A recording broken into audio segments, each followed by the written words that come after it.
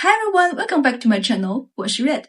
Have you ever looked at a Chinese character and thought, this feels like it should mean something related to movement, but I'm not sure why.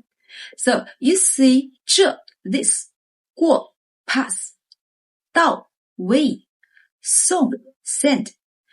They all share the same curly radical on the left, 走之底. You've memorized dozens of them, but here is the uncomfortable truth. You've been treating them as random joins. But the 古人, Asian Chinese, didn't join randomly. They coded. Today we're not just learning characters, we're cracking the code of 走之底, the radical of movement, journey, and the human path. By the end of this video, you won't just recognize the characters, you will feel why they look the way they do. And trust me, once you feel it, you'll never forget it. Before we dive into the footsteps of Asian China, if you ever find value in these deep dives and want to help me dedicate more time to decoding characters like this, I've put a coffee link in the description. It's like buying me a coffee while I decode the next radical for you. No pressure, just gratitude. Now let's walk.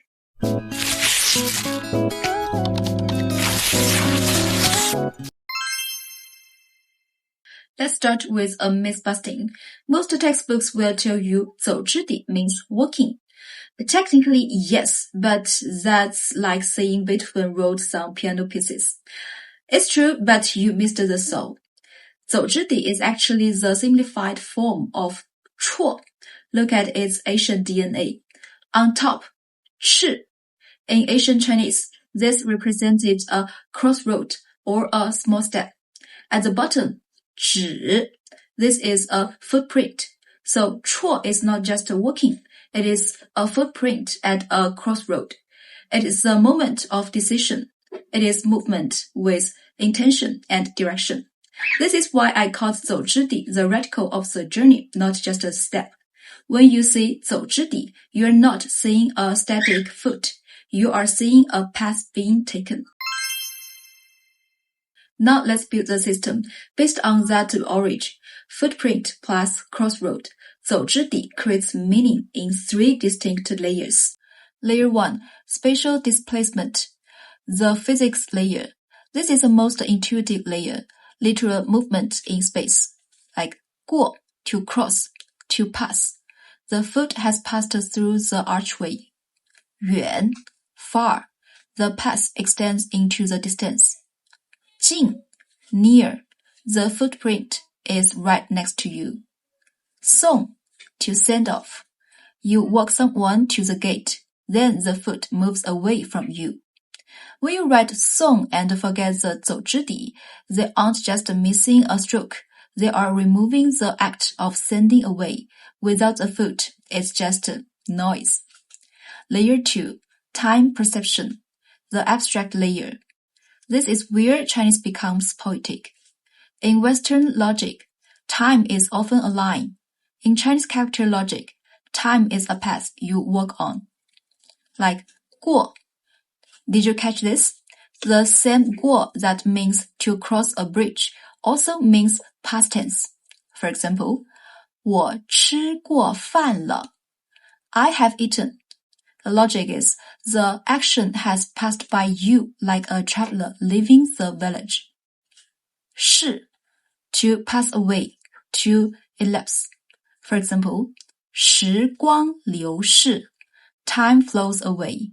The logic, time is a river. The footprint is on the water, disappearing. This is not a random collection of strokes. This is philosophy encoded in radical form. Layer 3, intention and state, the human layer. The third layer is about human intention, why you move. Like 追, to chase. The footprint behind another footprint. 逃, to escape.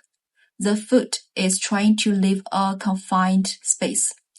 逼, to force, to pressure. The foot is closing in, no room left. 避, to avoid. The foot steps aside, deliberately. Now let's take a B for example. The right side is 服 a container filled to the brim. The logic, pressure is the feeling of a full vessel coming at you, and you have to move. Here's a trap that catches even HSK4 learners. 走之底 is one of the very few radicals in Chinese that refuses to be written first. You always write the inside first, then you wrap it. The rule is 先里后外, inside first, outside second. Like 这 write 文, then carry it with 走之底. 边 write 力, then transport it with 走之底. 道 write 手, then guide it with 走之底. Why? Because 走之底 is the path that receives the traveler. The traveler, the inside component, exists first. Then the journey wraps around it. This is not just a handwriting rule. This is grammar disguised as stroke order. Let's solve a common confusion before we wrap up. The case 1, 走之底 versus 见字底. They look like cousins. They are not the same. 走之底 footprint plus crossroad, open journey. 见字底 long stride, purposeful, architectural movement, used in 建 build, 延 extend, 停 court. The logic, when you 建 build, you don't wander. You extend the structure with intention. That's a long, unbroken stride of 见字底. Case 2, 走之底 versus 双人旁. 双人旁, a crossroad alone. Walking, but without the footprint anchor, found in 行, 徐. 走之底, walking with a destination. 走之底 always implies attachment. You are moving in relation to something. 双人旁 is movement as a state of being.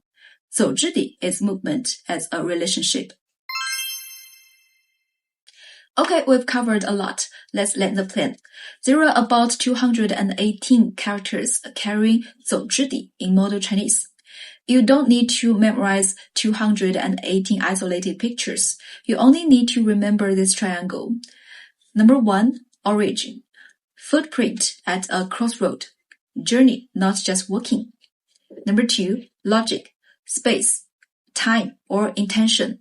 If it moves physically, temporally, or emotionally, 走之底 can carry it. Number 3, form. Inside first, then wrap.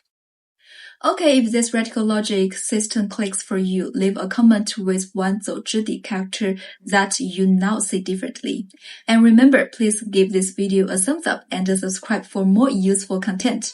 Walk well, write well. See you in the next one. 再见。